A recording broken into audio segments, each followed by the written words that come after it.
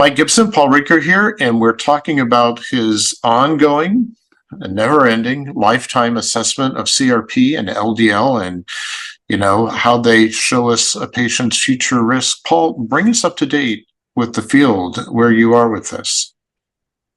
Sure. So thank you, as always, Mike, to have me here on these reviews.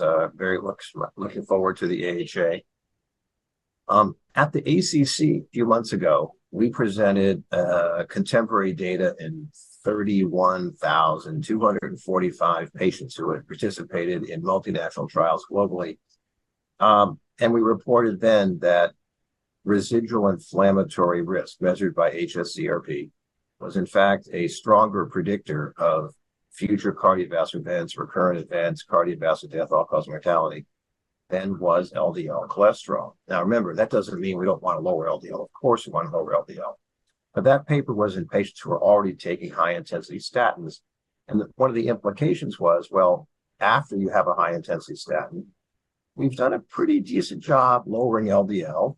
Yes, we can take it down further with a variety of drugs, but we also could think about maybe we want to attack the inflammatory process, which was actually much more relevant for the poor outcomes of these patients.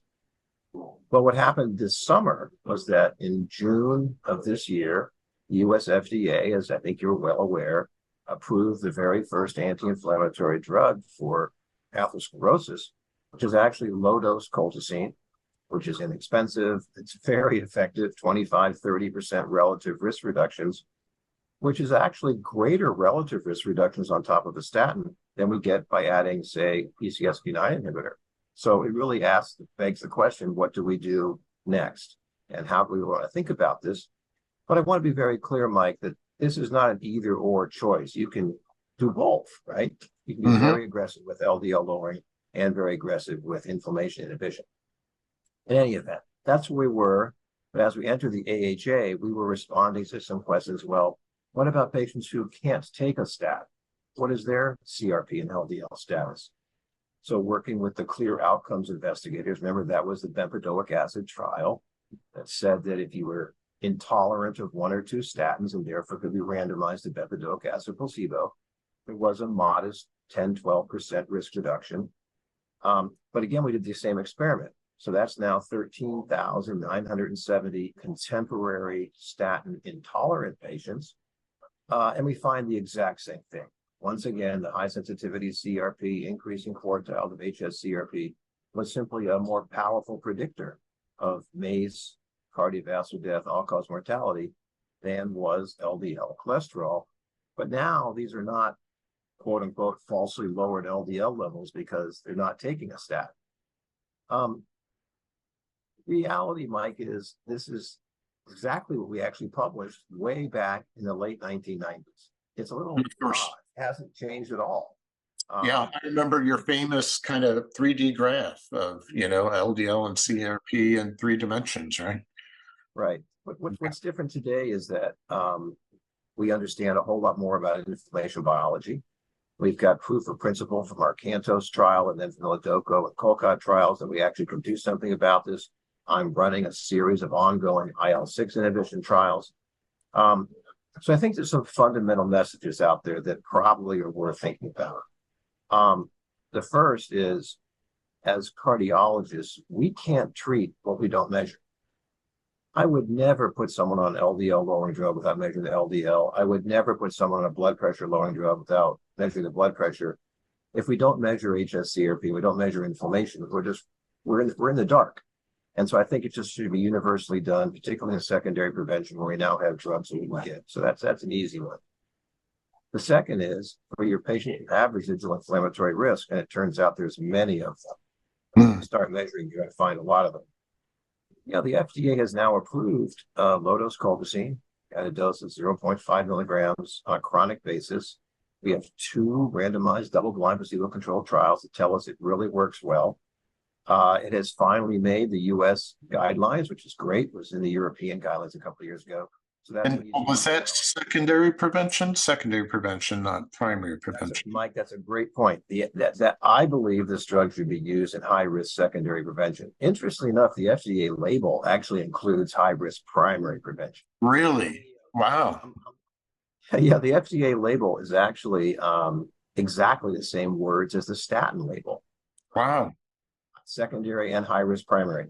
My personal thing is let's get used to using this drug in our high risk patients, what I kind of call the frequent flyers, the patients who keep coming back for a second and third angioplasty. They've had bypass surgery. A couple of caveats, right? For people who may not be familiar with colchicine, this is not a drug for everybody, right?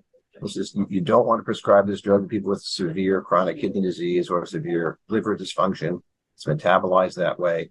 But otherwise, it's really very, very safe, and it's perfectly safe on top of the statin. That's probably the third most important point. Inflammation inhibition and lipid lowering, they're not in conflict with each other. They're completely synergistic. So if you want to put a patient on bempedoic That's acid, what I wanted to ask you. That's what I wanted to ask you, Paul. There's quote synergistic, but let's do it mathematically. Is there an interaction term? In other words, does inflammation modify the benefit of, say, something like bempedoic acid?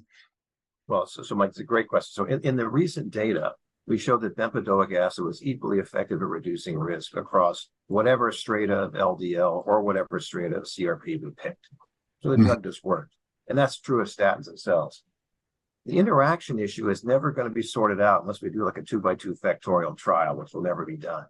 What we do know, though, is just as we know that if I add a PCSK9 inhibitor on top of the statin, I get a bigger risk reduction. It's also true of adding colchicine on top of a full intensity statin. So again, the argument here is go ahead and do both, and Right. don't worry about what the lipid lowering drugs are. Use whatever you think is appropriate, and consider going ahead and adding that. The third issue really is there are several new agents in development that I think are going to be with us in just a few years. We're running a series of trials with a novel IL-6 inhibitor called ziltivekimab that, again, in theory, delivers a greater CRP reduction than we got in Canto, so maybe produce greater reduction. We have to figure out safety on that one. And I suppose, Mike, it's probably worth reminding everybody, this whole discussion about inflammation and atherosclerosis, it should be used first to reinforce pretty basic primordial care messages. I mean, if you've got a patient with an elevated CRP, diet, exercise, smoking cessation, all lower inflammation. They all lower vascular risk. There's been recent data showing that virtually every autoimmune disorder that there is, not just lupus and psoriasis anymore, but Addison's disease, thyroiditis, psoriasis, Crohn's disease, inflammatory bowel disease. All these disorders have elevated cardiovascular risk. And we think it's because of the same reason. They're all leading to the vascular endothelium seeing. So I think that there's a lot going on. The new data tell us these patients with residual inflammatory risk are very common, both in statin-treated and statin-untreated patients. And I have to say, Mike, if I had my way, the time is well past. We should just have universal CRP screening because we already know. I'll give you an example. As you know, many of us are getting heavily marketed to measure Lp(a), which is a good idea. That was going to be my next question, Paul. We talked about LDL, but what is the relationship between Lp(a) and CRP? I mean, I have a markedly elevated Lp(a), 2.5 times normal. So I've done some reading about this. Now, if you aren't inflamed, if you're down at less than 0.5 or something, it's not as big of a risk factor. But if you're both inflamed and have an elevated Lp(a), that's quite bad, right? Right. So there's some recent papers that have suggested that there's a combination effect going on with Lp(a) and CRP. We're actually going to do a very big project on that to try to confirm those data. But I think from a clinician's perspective, you're right. If your CRP is high, you're already at high risk. If your LDL is high, you're going to be at higher risk. And on top of that, your Lp(a) is high. I think, I'd be pretty aggressive with a variety of preventive therapies. We don't know yet whether Lp(a) reduction lowers risk. That's what the ongoing Lp(a) trials will help us to know. But we already know that inflammation inhibition does lower risk, and I would encourage people to think about it. Yeah. Well, what a story. What a long story. And thanks, Paul, for your thorough explanation or exploration of this linkage between LDL and CRP. I look forward to all you find out. I look forward to some of these new shots on goal with some of these new IL-6 agents. Thanks for joining us. It's always a pleasure, Mike. Take care. Good seeing you.